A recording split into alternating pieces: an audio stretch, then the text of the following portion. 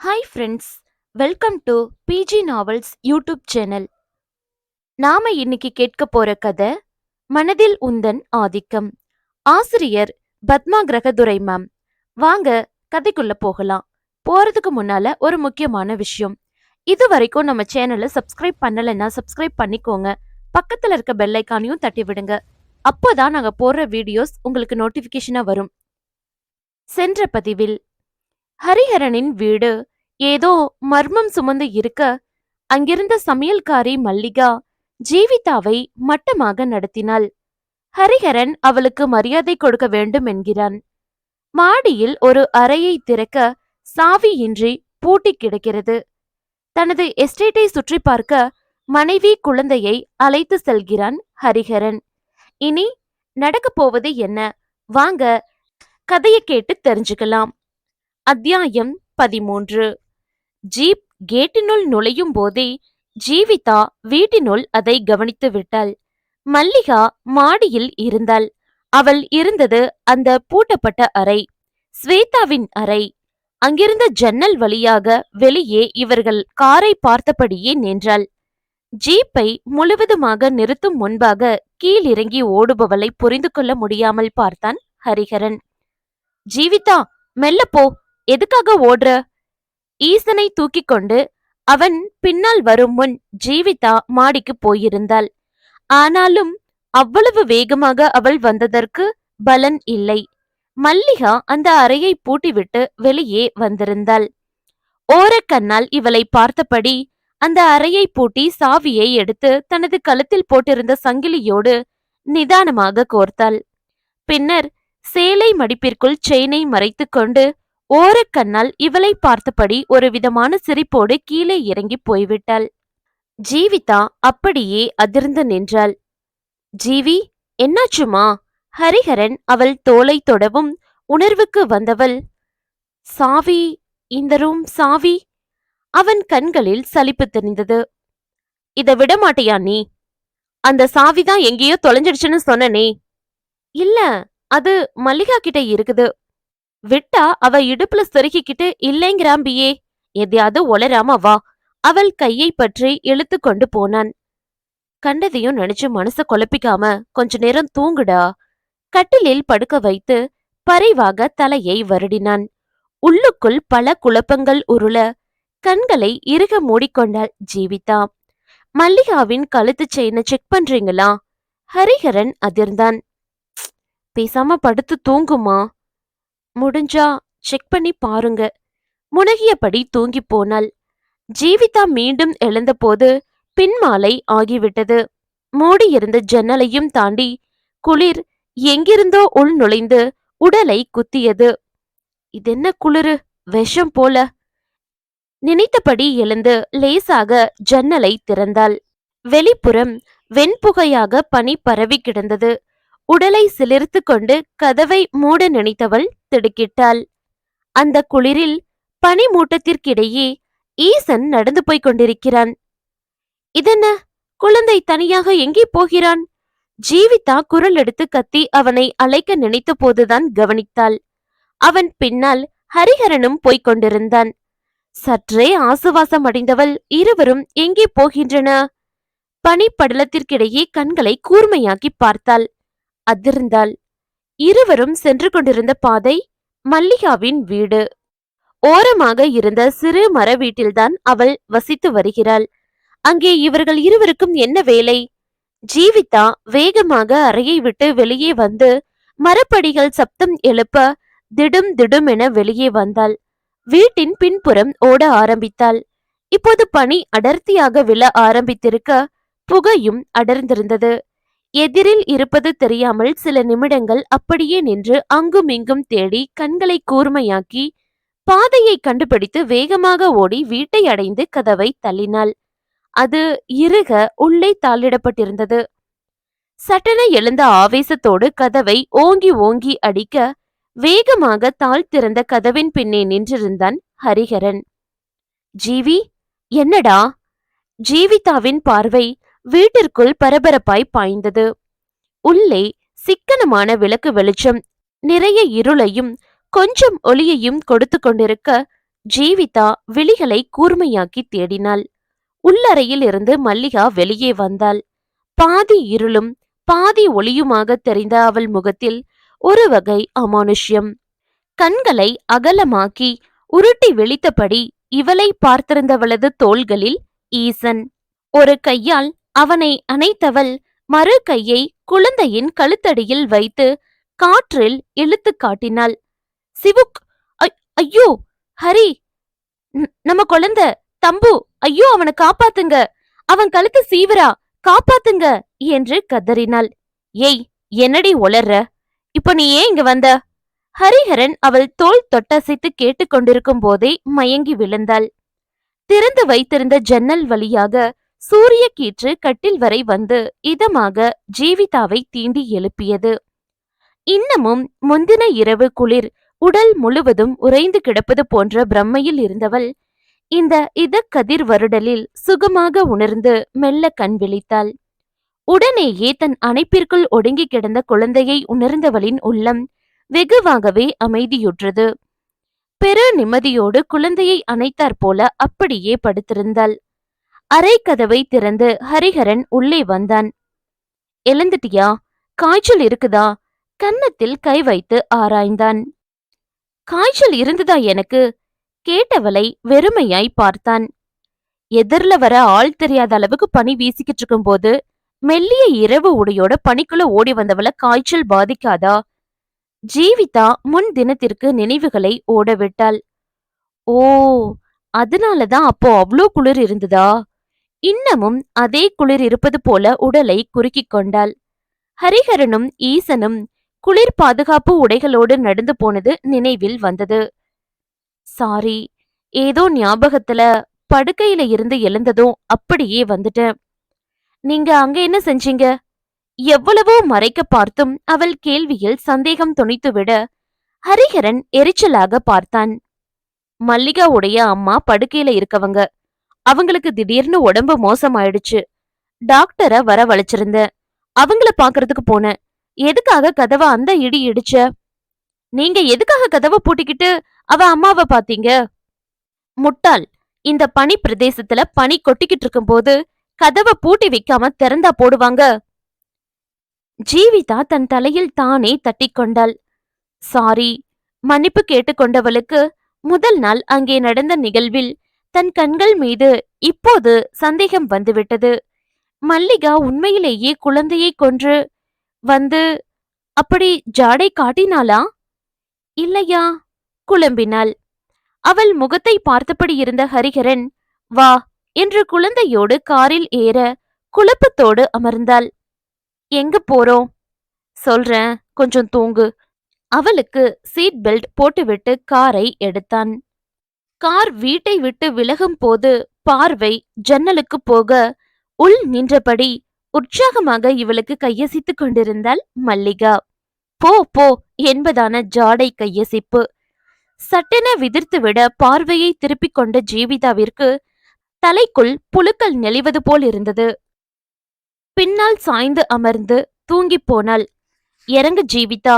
ஹரிஹரனின் குரலில் விழித்தவள் கார் அவள் அம்மா வீட்டின் முன் நிற்பதைக் கண்டு துணுக்குற்றாள். ஈசனை தோளில் தூக்கிக் கொண்டு அவளது கைப்பற்றி உள்ளே அழைத்து போனவன், கொஞ்ச நாட்களுக்கு ஜீவிதா இங்க இருக்கட்டும், அதுதான் அவளுக்கு நல்லது என்றான் அவள் பெற்றோரிடம். என்ன சொல்றீங்க? ஏன்? சகாதேவன் படபடத்தார். கலைவாணி அவரை கையமர்த்தி விட்டு ஹரிஹரனின் எதிரே வந்து நின்று அவரை கூர்ந்து பார்த்தாள். அப்படியே இதே வார்த்தைகள்தான் 3 வருஷங்களுக்கு முன்னாடி இதே வார்த்தைகளை சொல்லி ஸ்வேதாவை இங்க கொண்டு வந்து விட்டுட்டு போனீங்க. இப்போ ஜீவிதாவ. ஹரிஹரன் குற்ற உணர்ச்சியோடு தலை குனிந்து நின்றான். அத்தியாயம் 14. ஸ்வேதாவுக்கு என்ன ஆச்சுமா? கேள்வி கேட்ட சிறிய மகளுக்கு பதில் சொல்லாமல் அமர்ந்திருந்தாள் கலைவாணி. அம்மா! ஜீவிதா அழுத்தி அழைக்க கலைவாணி கண்கள் கலங்க அவளை ஏறிட்டாள்.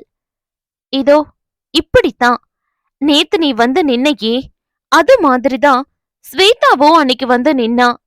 பறக்க பறக்க விழிச்சுக்கிட்டு நீ கையில குழந்தையோட வந்திருக்க. அந்த குழந்தைய அன்னைக்கு அவ வயித்துல சுமந்துகிட்டு இருந்தா. இதே வார்த்தைகளை சொல்லிதான் மாப்பிள்ள அவளை இங்க விட்டுட்டு போயிட்டாரு.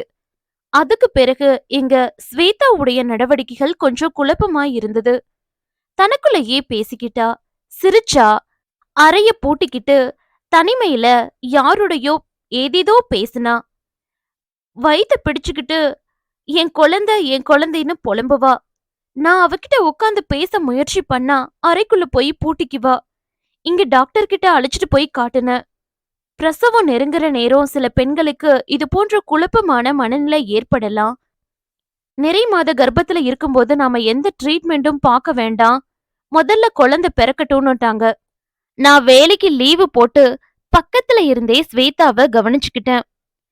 இதையெல்லாம் ஏமா என்கிட்ட சொல்லல? நீதான் அப்போ இங்க வரதே இல்லையே, போன்லயும் சரியா பேசுறதில்ல, ஸ்வேதாவுடைய போனை எடுக்கிறதே இல்ல. 10 தடவைக்கு 2 தடவை என் போனை எடுப்பா. 2 வார்த்தைகள்ல பேச்ச முடிச்சிடுவா. நிறைய வேலை அது இதுன்னு ஏதேதோ சொல்லிக்குவா. அதனால குழந்தை பிறந்த பிறகு உன்னை இங்க அழைச்சுக்கலான்னு விட்டுட்டேன். ஆனா ஸ்வேதாவை பிரசவ வலி வந்து மருத்துவமனையில சேர்த்தப்போ அவ ரொம்பவே தன் வசம் இழந்து புலம்பிக்கிட்டு இருந்தா. எனக்கு ரொம்ப பயமா இருக்க உனக்கு போன்ல சொன்ன. பேறு காலத்துல ஸ்வேதா நம்மளையெல்லாம் விட்டுட்டு போவான்னு நான் நினைக்கவே இல்ல. கலைவாணி அழுதாள்.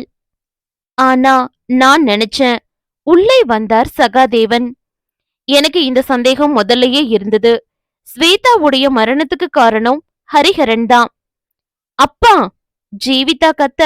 சும்மா இருங்க, அதட்டினாள் கலைவாணி. அவரு இப்பவும் நம்ம வீட்டு மாப்பிள்ள.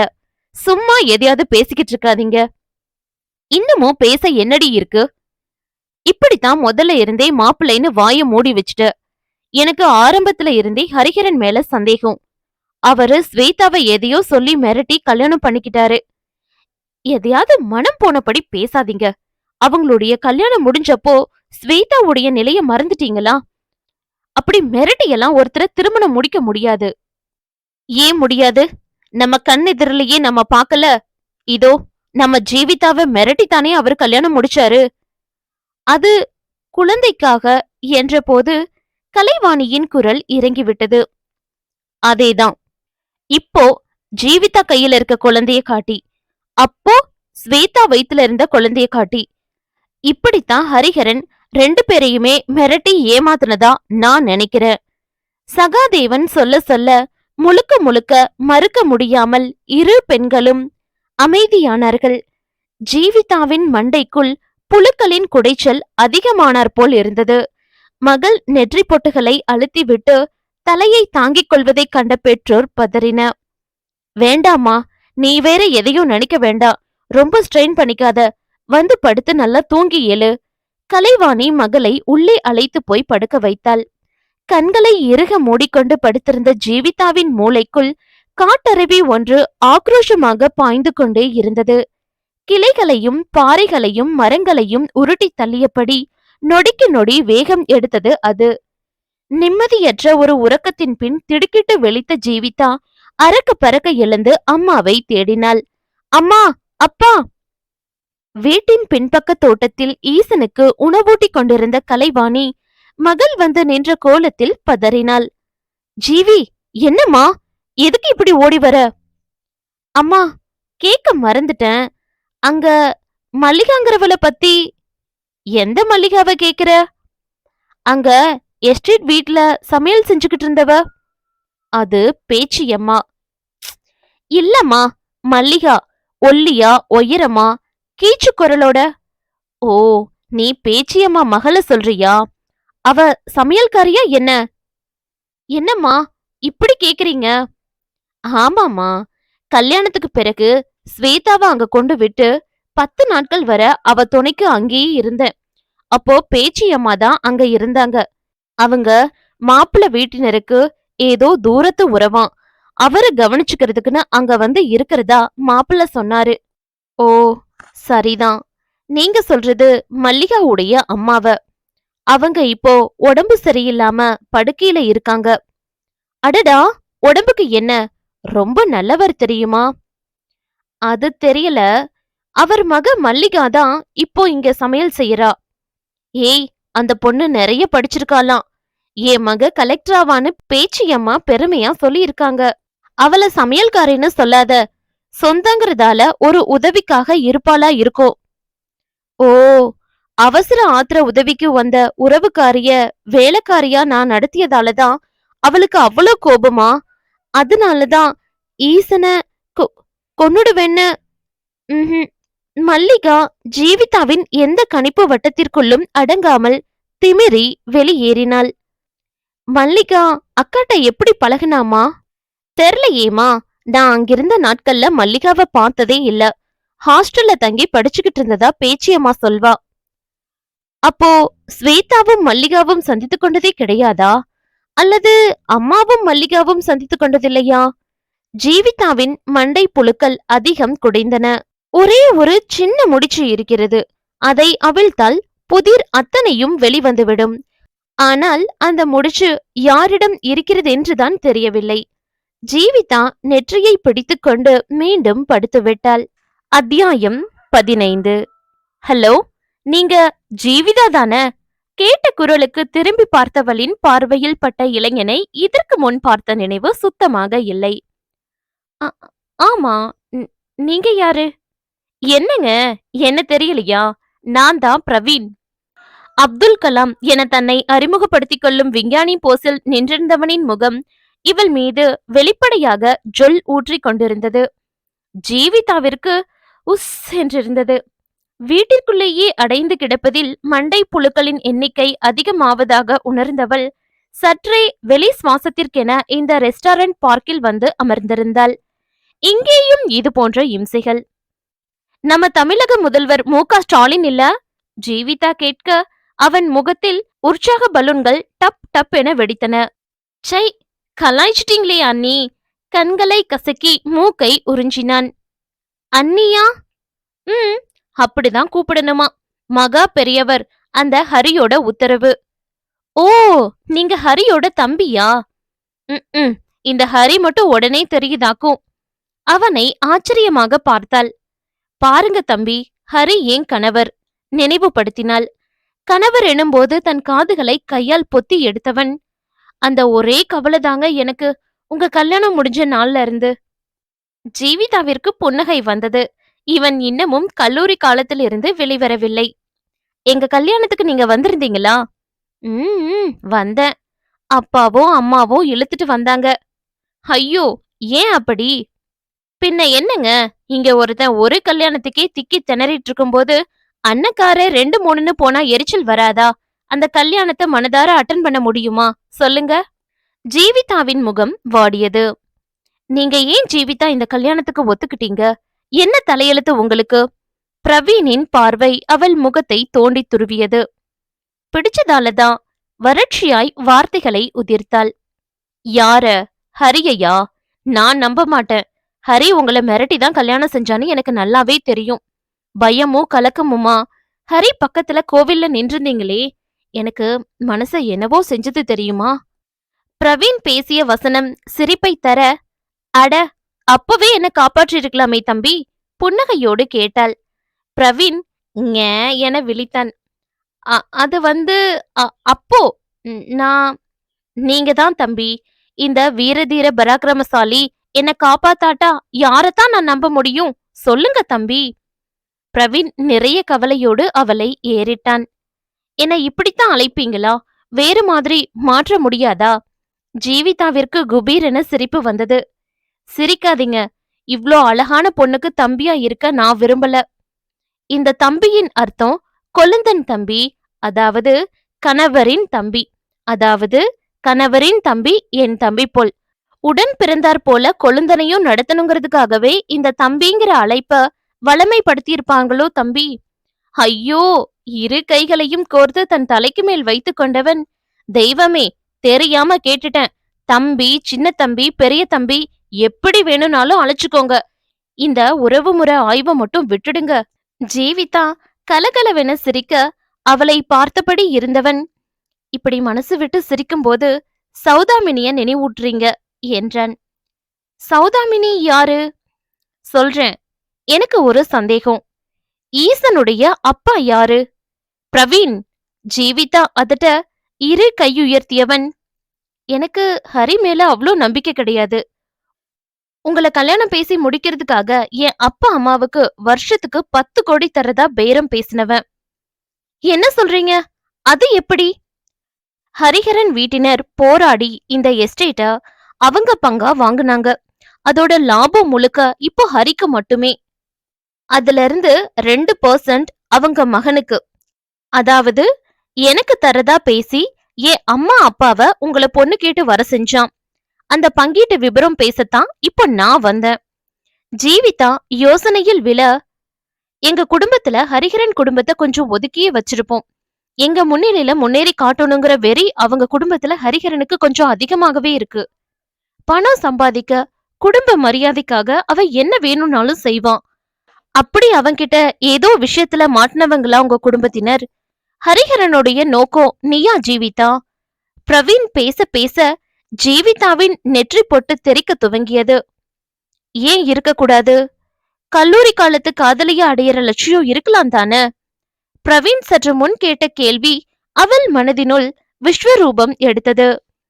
ஈசனின் அப்பா யார்? மீண்டும் அடுத்த பதிவில் சந்திக்கலாம். நன்றி.